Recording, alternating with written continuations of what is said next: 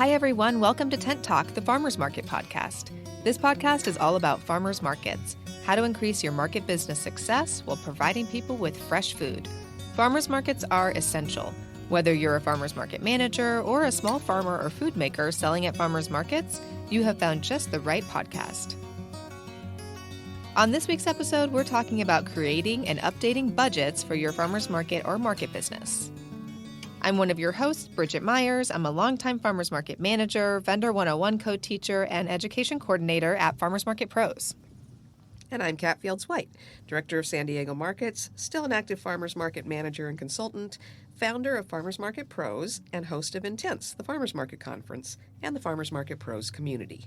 And I'm Justine Marzoni-Mead, Tent Talk producer, marketing director for Farmers Market Pros, and logistics coordinator for Intense, the Farmers Market Conference. Coming right up. Coming right up. Something Coming like at ya. 118 days away or something like that, right? Yeah, It's, just ticking down and down and down. We're very excited, though. I feel like we're a little bit ahead of the game. Certainly ahead of where we were last year at this time when we were still trying to figure out, could we be What were we virtual? gonna Could we do? be, yeah, what the heck was going on? Last So- year was a That's guessing good. game. That's right. Yeah, I think just personally, I'm so excited to be in a room with all of our farmers market people. It's definitely like motivating me to get stuff done ahead of time. It's 'cause I'm energizing just me, excited. because I'm just excited to see people and to have this great content in person. We're all excited to be back together. Yes. I'm so grateful for our venue. And we haven't changed venues. It's the place where we've been 4 out of 5 of the last years, coming Yep. up on our 6th year. It's kind of a funky, old meeting space, a lot of different rooms. You can open the windows and open the doors. It's not like a hotel where you're sealed in. We're right on the water, so you can see the sailboats as you walk between the resource lounge and the main stage room. And so I feel like it'll be, no matter what next March looks like, and I got to say I'm feeling sort of confident right now. Yeah. Things seem to be getting under control, but we all know now. Now you've Don't jinxed get it. too excited. Now we've jinxed it. Not everybody knock wood.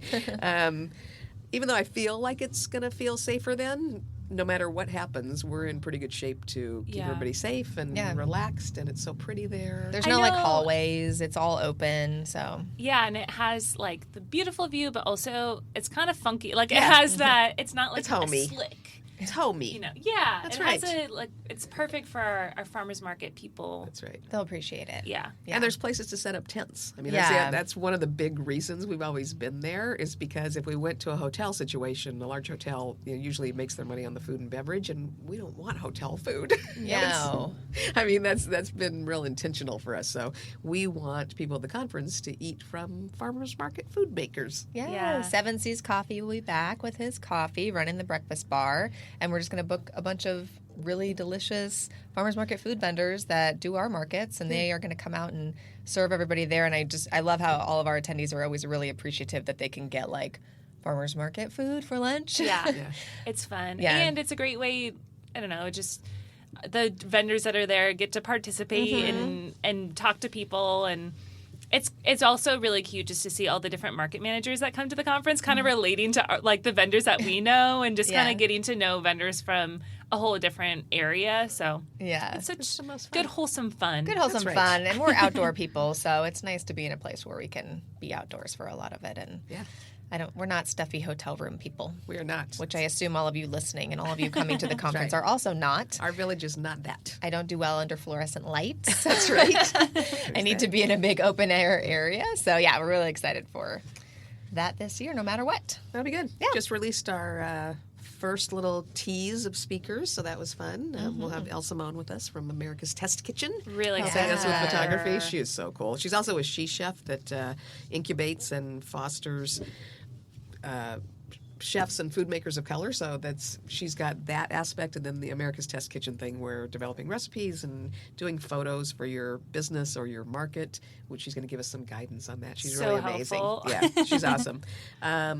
Richard Mccarthy is going to be with us. People have seen Richard floating around for a while. If you've been in food system work, he was with Market Umbrella in New Orleans for a long time, which is a big umbrella for a lot of the markets, and helps don't people say. get umbrella. Clever name. Clever name, very very clever.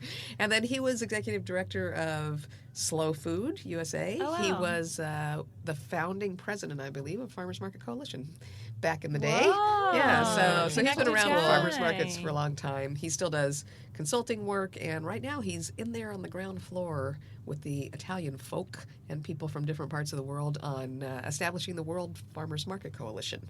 Wow. So that's exciting. So he's going to give us a little update on that and on the Market Cities program that's We're taking going over, on. guys. Farmers markets are taking over. That's right. Well, World domination. We're going to get together and demand that we get some recognition and respect for Yeah. all that we do and all the Get people. no respect. That's right. We get no respect. I know. We feel kind of Rodney Dangerfield. Come on. Come on. And then who else have we mentioned so far? Sarah Sarah Delavan. Delavan, Yeah. who I love. She's amazing. She's always been a terrific consultant for food makers, but she's kind of broadened and narrowed. She's broadened her scope to help a lot of small business people, not necessarily even food makers or CPG kind of people, but she's really gotten into the whole profit first concept. Yeah. So she's going to remind us all of how we make sure that paying ourselves is as serious an obligation in our minds as any other expense that we tackle. So she's going to be part of our budget block, information on budgets and how to make things work at farmers markets and farmers market businesses so that your passion meets your profit. Hey, Right? what a Hey, great tagline. that's a clever Hey. Yay, And she's well, awesome. She's really articulate, like putting all that information Yeah. together. I've been listening to her podcast, and Yeah, she's great. I'm really excited to have her back. I was on her Yeah. podcast. That's pretty fun. That's right. It was good. I heard you. Today's episode of Tent Talk, the Farmers Market Podcast, is supported by Gusto. Whether you have a team of 2 or a larger group of employees, Gusto makes it easy to process payroll, support your HR needs, and even coordinate insurance and benefits. Their system is super easy to manage online, and it comes in at a reasonable price. I can get excited about this particular sponsor since I use Gusto myself. It's easy to sing their praises. It has made payroll easier and less expensive for me. Good help can be hard to find nowadays, as we all know. And if you make payroll efficient and you're able to add some benefits, that's one way to keep employees happy. Click the Gusto logo on the resource page at farmersmarketpros.com and get started today. I love Gusto. Well, welcome back to Tent Talk, everyone. Today we are talking about creating a budget for your farmers market or market business, and or reviewing and updating your existing budget as we come up on the end of the year, which I can't believe we're Terrifying. approaching. It's coming right up. This year was the longest and also the shortest. Yeah. So Yeah. zoomed by. here we But are. a lot of organizations, your boards, your nonprofits, if you're working for a municipality, good chance that you're having to work on that now. Some of those folks run on a fiscal year, so we actually see a lot of city budgets and things that get updated in June because the fiscal year starts in July. All over the country, that seems to be a thing with municipalities, but usually you still have end of year reporting that you've got to do, and you've got to compare where you are with where your budget said you might be. Yes. So this is the time for that. Are you on track? Yeah. Were you on track? That's right. Yeah. And if you're a small business, if you're a food maker or a farmer, budgets are a core part of your business plan. You Yeah. can't tell if you're on the right track if you don't know where you're going. Very true. Yeah, so that's well, important too. as somebody that hasn't worked in the farmers market operation side of things as long as as I was a vendor, but I'm gonna be asking you guys questions, and you can just answer me because I'm kind of the dum-dum here at the table today, where I don't really know a lot about making a budget for a market. Right. Yeah. So let me ask this because I'm going to suspect that your answer may reflect on many of the food makers and small farmers at our markets. How serious were you guys about budgets when you were a food maker? I wasn't that great at it. Yeah. We were always self-sustaining where we put them out. I think we started with $5,000 and we never really had to invest. Once we got into farmers markets, we just kind of it paid for itself and we didn't have to take out any loans. We were really lucky in that way. So we were always kind of focused on that break-even point and Right. then just kind of making sure that we made more than we spent every month, but we were pretty fast and loose with it. Yeah. And I think also And I because think a lot of really small businesses are. we didn't technically owe anybody money, so it was kind of all of our own, and I kind of just did calculations in my head and kind of looked at a spreadsheet at the end of the month. But had we taken out a loan from somebody and they required a business plan and a budget, we probably would have been better with it. And you didn't have employees, so that was yeah. a whole Yeah, that's big true. piece of a budget that was missing. Yeah. So a little bit smaller scale, but still important things to track. Yeah, it's still things to important. kinda You can make your business stronger if you do those things. And I just so many really small businesses. You're doing everything. You're making the sauce and you're selling the sauce and you're doing all that, and sometimes that admin stuff kind of falls by the wayside. It doesn't seem quite as urgent as packing up the truck and getting to the market. And I think the biggest challenge as somebody that never had a hot sauce company before I had one is you don't know what you need, and like it is kind of hard to start a budget from scratch when you have absolutely no idea what should even be in your budget. So that was a tricky part. I was looking the other day because I do both since I report to a board and things.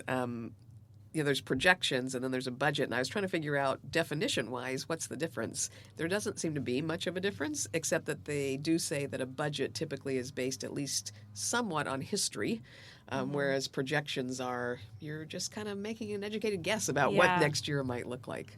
Yeah, usually when I do a budget, it also includes a history, because how would I pick those numbers? So I kind of do a compare year over year. Right, whereas a projection would be, you're just kind of guessing, although projections are typically part of the budget that I have to submit. Yeah, exactly. So, and if you're starting a new market, or you don't have a year worth of history to look at, or if you're starting a new farmers market business, you have to kind of make those projections by doing some research, and that is your budget. Yeah, is your projection. You're not going to have any other numbers in there. That's what a lot of consultants do. We'll get approached by people on the development consulting side of what we do to help them come up with a budget, and what we're looking at is in a similar size town with a similar size market, what's a reasonable projection of what your income might be, and what kind of percentage of that should each of those categories of expense be. Yeah, and it's tricky just as a farmers market business or farmers market operations group.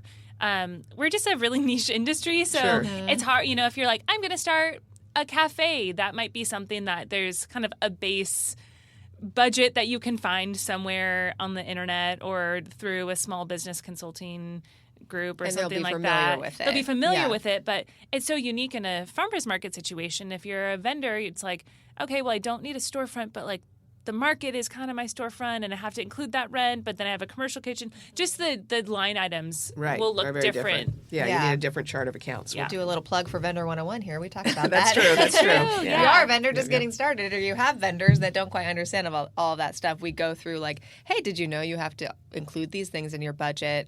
Kitchen rental and this kind of equipment, gas for your car to get to the market every day, like pay yourself for these hours, that kind of thing. So it's just things that you just wouldn't think of, because where would you find that information? Yeah, you don't know what your chart of accounts is supposed to look like. Exactly. Yeah. Don't know what you don't know. Okay, so we've established that budgets are helpful, but we have some specific things of why creating a budget, having a budget for your market or your market business is important. So yeah, and some of it is if you're working with a municipality or with a nonprofit, a lot of times you'll be given a budget. This is how much money you've got to work with for your expenses and things.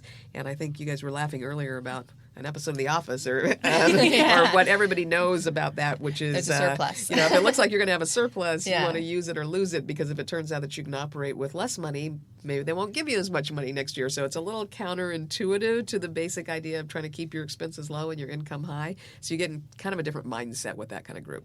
Yeah, and look at some things that can really benefit the market, and don't frivolously spend, but be realistic about what a market will cost you to operate, because you don't want to undercut yourself, underbid yourself, and let your municipality know that, sure, I can get by on this like tiny budget, shoestring budget, when really that's just not possible, and it's not going to happen, and it's not going to sustain the life of the market if you're constantly being given like a short budget. Right. Yeah. And you can't grow. I mean, part of what you want to write into your budget is the ability to grow, and it's that old thing. You got to spend money to make money sometimes. So using that extra money for some more marketing, or to recruit a larger base of vendors so that you attract a larger base of customers, that all adds up. Or maybe if you do have a little surplus, spend it on something that you're not going to need to buy every year, but this, like we really need a new market tent because the canvas is all ripped or the legs are all broken, and if you have $250 or $300 extra, you can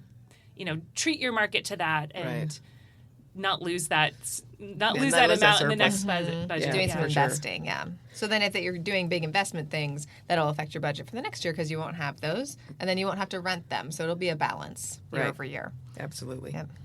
And sharing the information about your budget with your market community, with potential sponsors, with your customers, especially if you have like a fundraising Friends of the Market element to your market. That can be really helpful. A lot of times customers and benefactors don't necessarily understand what it costs, but clearly both in time and in money to operate a market. So it's good to share with them. It probably hasn't even occurred to them that you have to pay for a portable toilet, or that employees get paid at markets just like they do in other places, or that tents cost money. Yeah, that's just thinking as like the social media person. That's something that could be like a good content, or kind of like a good end of the year to tell, maybe you make a little infographic, or maybe you reduce or kind of take some of that information and put it in your newsletter, just like, hey, end of the year, like, just so you know, this is what we spend money on this year. When you shop at the market, you're helping this. You're helping to cover the cost of this. And I think it does, it can make the shoppers kind of feel like, oh, that's cool that I'm participating in this, or, me shopping at the market or me buying merch from the market helps cover some of these costs. It's covering people's jobs and money that goes into the local economy. For sure. And it's helping the whole function of the market. Like, if we don't cover those costs, the market can't exist. So it's this big kind of circular thing. And I know it'll help maybe your vendors understand, if you're a market operator, where your costs are going, because a lot of the vendors, they probably just don't understand what their market fee is even covering, why you're collecting it, what the big deal is. I know they have no idea what we're paying for insurance or for the traffic guards. It's paying for Kat's personal limo. Oh, that's what it is, Although that's an attractive idea. I hate to drive. But no, what traffic control costs and what our insurance is crazy now. And vendors' budget is going to be a lot different. They are kind of assuming, we don't have to pay for a commercial kitchen. We don't have to pay for equipment. We don't have to pay for jars and things like that. So they're wondering, maybe, what do market operators have to pay for? So kind of explaining that background thing to them. We have a little, like a line item on our booth fee that says marketing, and we kind of separate it out. And we did have a group of vendors that approached me one year and said, we want to know what this is for. Like, can you just tell us what this is? We don't get it. And I said, well, we have, we're really have a big following on social media. We spend a lot of time like taking photos at the market. We pay for print ads. We pay for boosted posts on social media and things like that. And they're like, oh, and I go, yeah. And then we have an employee who's doing all of that, because we're focused on the traffic control and the porta potties and the on-site stuff and making the map. And so we have to pay somebody to do that. We don't get somebody to come in and do that for free. So we pay for their time. And all of the vendors, just like a little light bulb was just going off over their heads, like, they never thought about it before. So it's just things like that where it's just talk to people about it. Like, what are the expenses that a market operator has? And as a small business, if you're making hot sauce, if you're selling baked goods, if you have employees in particular, it's helpful to them to share a little bit of information about what your kitchen costs and what your market rent is, and how much did that box and that little ribbon on your box cost, so that they feel the same way. They understand that, one, that they should preserve materials when they're new packaging, and two, that they're not paying for your limo. This is all an effort to make a business that works well. And help people be more aware of waste. Your employees, just be aware. Don't waste time. Don't waste product. Don't, conserve, because this is where the budget is. And we have to stick to the budget. And if you're an independent farmers market mogul, or you're open, if you own a farmers market business where you have a couple of different farmers markets, if you ever want to open a new farmers market, or, just if you're trying to make the decision whether to no longer operate a farmers market, a budget can be a tool to really help guide you through those tough decisions of whether to expand or, minimize your business scope. Or occasionally fold that tent. Yeah. For sure. Exactly. I know nobody thinks of budget as a fun word, but I actually have some fun with our budgets that I submit to the host organizations that I work with, because I'll submit a set of projections first of the year, and then usually quarterly I have to update those for them. And then we've got a budgeted versus actual, and it's really exciting and fun for me to kind of consider that a game and see if I can beat that budget. Can I make the net higher? Can I save on an expense here or there? Can I increase income? And can I beat those numbers that we've set out for ourselves? So that can be fun. You do, to make that work and to keep it fun, you want to be sure that you're realistic about your budget, that you don't leave things off that are going to be expenses, and that you don't overestimate income, because when you're playing that game, you want to win. You don't want to lose that game. Yeah, you don't want to every month be sitting with a board and trying to explain why the net is is way lower than it should be. And oftentimes it's not that that's necessarily something that you can fix, but you want to make sure that the expectations and the reality stay close. For sure. Yeah. So, Kat, can you give us a little lesson of what kinds of expenses a budget includes? And I have here on my outline, it says fixed versus variable. So what are those things for those people out there that aren't great at accounting? Right. So you're looking at two different kinds of expenses. There's some things that you just can't change. You may not, as a vendor, have any control over your market rent, and that market rent's going to stay the same. That's a whole different conversations actually in markets, because we can talk about percentage versus fixed rent, but that's something to consider. Is your rent going to fall under the fixed or the variable amount? Your permit is certainly a fixed fee. You're not going to be able to save on that and get a better deal on your permit. You don't want to haggle with the city? That just is what it is. They don't like but that. the number of jars is a variable expense. So you're going to spend on jars based on what you sell. So if you only sell 10 jars, you've only paid for 10 jars. If you sell 100 jars, you're going to pay for 100 jars. So those are variable expenses. Marketing can be a variable expense. It very much can differ from month to month depending on how much you invest in marketing. Portable toilets, that's probably going to be a fixed expense. You can count on that being the same each month if you're a market manager. Insurance is usually fixed for a year at a time, but it's something that you can rebid each year and see if you can change that a little bit. But your variable expenses generally vary, hence the name, depending on what you sell, what your income is. Your rent may be variable if you're in a percentage market. So they tend to go up the if more you're doing business better. that you do. That's right. So a variable expense going up isn't necessarily a bad sign. It may mean that you're doing more business, so you need more jars. It may mean that you're growing into additional markets, so you need more employees. So the employees that you're paying per hour, that variable expense is going to change. So there's those two kinds of expenses, and usually you have more control over the variable, but it oftentimes, again, is a good sign if your variable expense is going up because you're probably generating more income as well.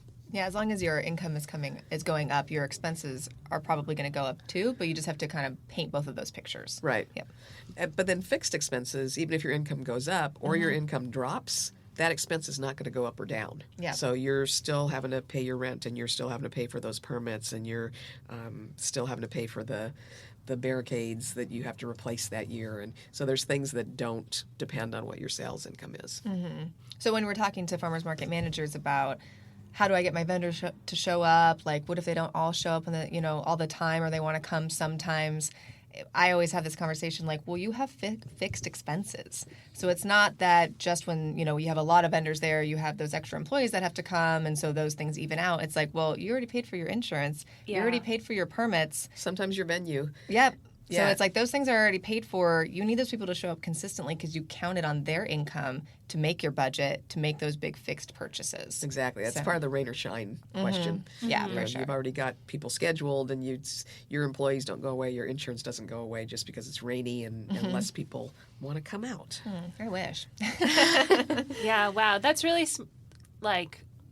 I never really thought about that before from the market operations point of view. But I think that would be a really, if you could find a way to communicate that to the vendors or... We actually do usually the first rain of the year. We send out a very explanatory email that says this is why. So it's based on two things. One, that you don't want your shoppers to lose the habit of shopping at the market. Their grocery store is not going to close because it's raining. But then the other one is that very detailed explanation of just understand that those expenses don't go down. And not only do our expenses not go down because it's rainy, but those farmers and vendors' expenses don't go down. If they're Yeah. advertising their own insurance over the course of the year and they skip a day of selling, that insurance for each of the remaining weeks is going to have to be higher in their budget. Yeah. I always thought of that when I was a teacher and people would miss my class all the time. And I, one semester, calculated at the fancy university I worked at how much money it was per class. And I was like, that kid just, flushed $300 down the toilet. Right. By not coming. Yeah, Yeah. exactly. Yeah. Same kind of thing.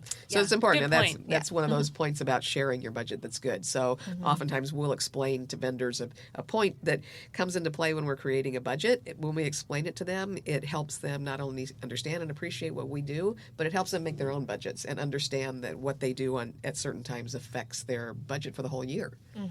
And looking at your budget items and deciding, are you getting an ROI on this budget item?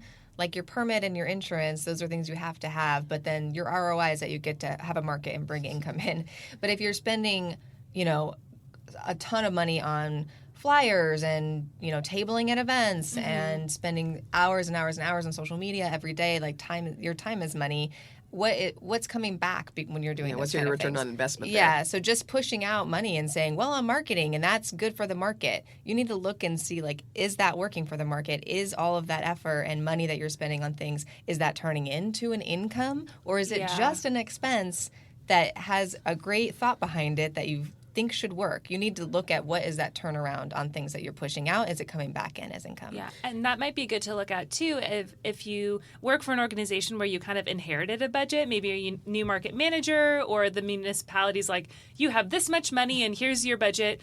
You might want to parse through those different line items and say, okay, do we really need this? Or is this line item making it so we can't have this other thing that we really need? And kind of assessing like those things like, hey, do we really need to be paying this service to come out and do this thing every week and they don't really do it, and kind of just figuring out what you really need and what you might not need. Yeah, and those are all the considerations that come into play if your budget's way off. I mean, looking at you, COVID, sometimes you don't have a lot of control and things just creep up on you. Raise your hand if you feel personally attacked by the way that COVID pandemic. ruined your budget. Yeah. Or just like climate change. Yeah, exactly.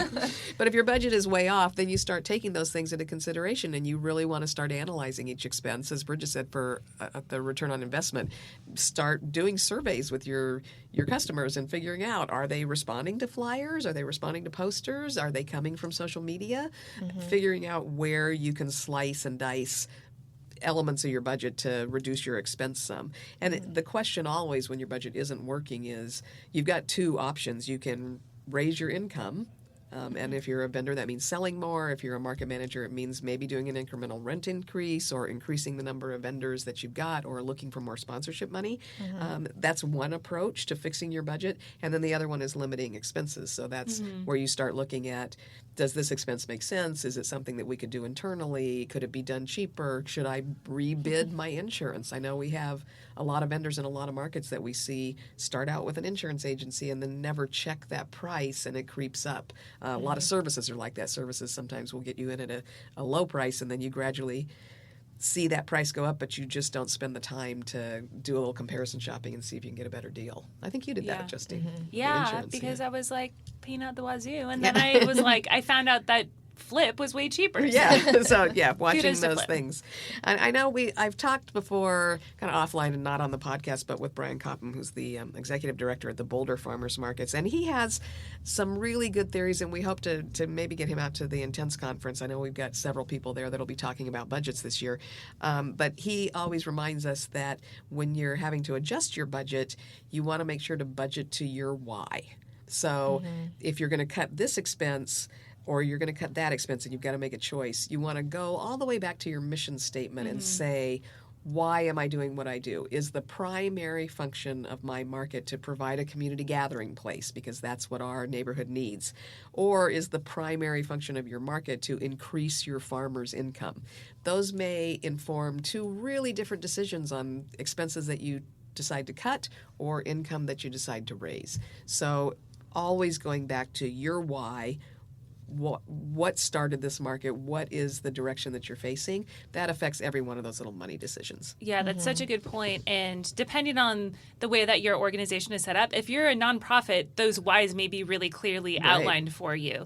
Or same with a municipality. If you're an independent market owner, that might take a little bit of soul searching that hopefully you've have written down somewhere in a journal or in your business mission statement or somewhere.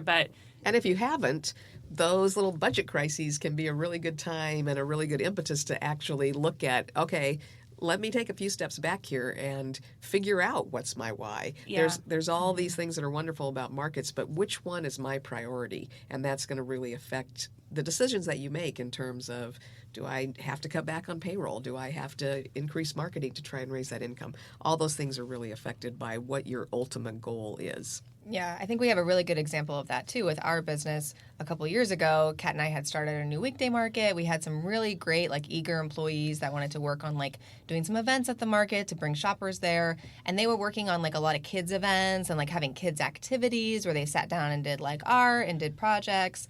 And so they spent a lot of time creating flyers, creating social media marketing, systems, going and distributing flyers to parent groups and schools to bring kids in. Did a couple events like that. We did get some kids that came and enjoyed it. It was really great. And they would buy some snacks and things. But we kind of looked at those events and agreed that our why for our markets is to bring local farm goods to our urban communities and to get people to shop regularly for their weekly groceries from the local farmers and vendors at our market. To raise farmer and small business incomes. Exactly. That's one of our very basic whys. We want them buying that first and then everything else, picking that up as they're shopping, which is great.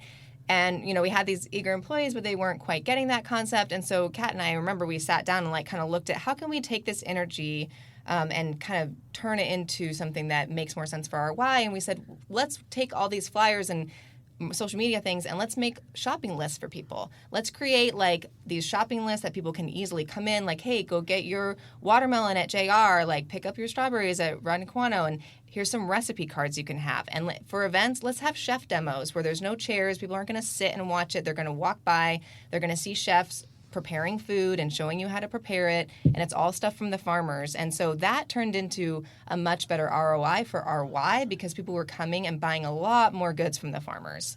And while we enjoy having families there, of course, we weren't saying, don't bring your kids to the market. It was bring your families and shop for your groceries here. Mm-hmm. And so just turning those things around, and then we ended up cutting, back on flyers and things like that. But it was just looking at that kind of helped change the way we want our markets to operate and the type of income that was coming into our markets. We want the farmers to get that income. So just turning that around a little bit. So take a look at some events that you've done or that was a really good conversation in our online community that we have, our farmers market community on Facebook. We had a lot of managers talking about should I have special events and what kind of special events I could do. Mm-hmm. And there's a lot of good conversation on that one about remember what your why is. Yeah. And are these events going to draw a lot of people that are going to sit still and watch a musical performance, or are they going to provide a reason for people to grocery shop? You don't want to invite people to the market and stop them from shopping if your why is to raise your farmers' income. For sure. And all those events take a lot of brain power. They take a lot of time. And whether it's you or your employee, that time costs money. Yep. So these are all budget things. Even though it sounds like a fun event at the market, it doesn't feel like it is going to cost something. It always does because you're thinking about it, you're planning it, you're marketing it. So, and maybe your why is to have a community event. Sure, and that's okay too. Maybe your why is to involve a local school that's right there, and that is your really strong purpose for being there. So then you do focus on that kind of stuff, but really take a look at what is your mission statement, what is your purpose for your market as the operator there. So your mission and your budget are really closely tied. Yes. It's okay to have things in your budget that don't create a technical return on investment, but you don't want things in your budget that you haven't thought through. You need to make those decisions consciously and with awareness. Because it'll just drain you. Yeah. So, yeah. Yay, all good points. Yes. All good points. Yeah, I'm really looking forward to our budget sessions at the conference this year. It's something that we've talked about doing. And then last year, I think, or earlier this year, I think some of those budget sessions turned into how to manage confrontation when you tell somebody to put on a mask. So our whys had to change. Yeah. And so we had to adjust. But our this whys turned into, why am I doing this? Right, yeah. Why not? Why is this happening? Why, God, why? Why, God, why? But I think we are going to be back to some real good nuts and bolts stuff at the conference, and one of those things is going to be budgets because I think it's really, really important. For sure. And then just when to know, when you should ask for help and when you're in trouble. That's also something we just need to talk about. And it's great at the conference because you can say, when do you know you're in trouble? Yeah. And it's somebody who understands. It's not your boss. Yeah, exactly. So having those conversations are just something really great about the conference and something I'm looking forward to. Yep. Having those honest talks with people. And hearing from market managers from a different part of the country. They may have a completely different market, but maybe your why is the same. Yeah. And you can, share ideas. Or maybe, you might be in a really small town somewhere where things are a little cheaper, and talking to somebody from the big city who has these huge, gigantic budgets kind of helps you think about expansion, or maybe it just makes you grateful that things are cheaper where things you are a little simpler where you are. That's true. Absolutely. Lots of pros in that. Good talk, folks. Yeah. Thanks for being with us today. Thanks, everyone. Thanks for listening today, and big thanks to Gusto for supporting farmers markets, farmers, and food makers by making payroll, HR, and benefits easy and affordable, easy to fit into that budget. Find more information and sign up by clicking the Gusto logo on the resource page at farmersmarketpros.com. Farmers markets are all about connection, and all of us, operators, farmers, and vendors, keep learning. Join us and your fellow market participants at the 6th Annual Intense the Farmers Market Conference in San Diego, California on March 7th, 8th, and 9th, 2022 to grow your market and your community. Connect with people just like you from various parts of the country and share what's happening in your area in the terrific conversations over in our private Facebook group, the Farmers Market Pros Community. If you're actively involved in a farmers market, please find us there, answer the 3 qualifying questions, and join the group. You can also message us on Instagram at Farmers Market Pros or email us at connect@farmersmarketpros.com. If you're just getting started in farmers markets, check out our Vendor 101 online course at farmersmarketpros.com. Thanks for listening to Tent Talk. Please leave us a review on iTunes, Stitcher, Spotify, YouTube, or wherever you access your podcast, and tell us and others how you're enjoying Tent Talk. If you are listening on YouTube, give us a thumbs up, and be sure to subscribe to our podcast so you don't miss the next episode. Tent Talk, the Farmers Market podcast, is proudly produced by Farmers Market Pros, where passion meets profit. Today's episode was recorded and edited by Justine Marzoni-Mead. Original music by David Mead. Thank you so much for listening today, and we'll have another great episode next week. Tune in.